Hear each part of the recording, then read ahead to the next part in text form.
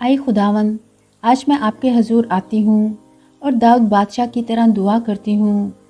आए खुदा, मेरी आंखें खोल दे ताकि मैं आपकी शरीयत के अजायब देखूँ।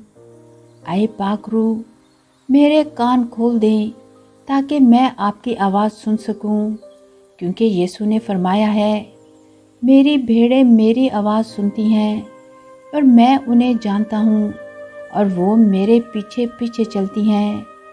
आए पाक रूह, मेरे होंठों को खोल दें तो मेरा मुंह आपकी सताइश करेगा।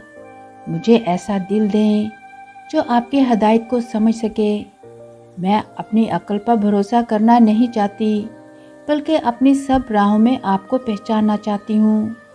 मुझे अपनी हिकमत दें ताकि मैं हर रास्ते को आपकी मर्ज़ी ना समझूं, क्योंकि आपने हमें खबरदार किया है कि ऐसी राह भी है जो इंसान को रास्त मालूम होती है, लेकिन उसका अंजाम मौत है।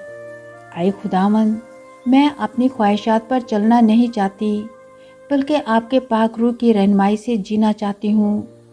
आपका कलाम मेरे कदमों के लिए चराग और मेरी राह के लिए रोशनी हो, ताकि मैं अंधेरे में ना चलूँ, बल्कि आपके कलाम से राह पाऊँ। आए रूह कुदूस, मुझ में एक पाक दिल पैदा कर और नए सिरे से एक मुस्तकीम रूह मेरे बातन में डाल। मुझे समझ दें ताकि मैं आपके रास्ते पर चलूँ। मुझे अपना सुकून दें ताकि मैं इस दुनिया के शोर और हंगामे में आपकी आवाज़ को पहचान सकूं, आपकी बातों को सुन सकूं और आपके हुक्मों पर अमल करके आपकी मर्ज़ी के मुताबिक जी सकूं। मैं ये दुआ मांगती हूँ यीशु मसीह के कदूस और जलाली नाम के वसीले से। आमीन।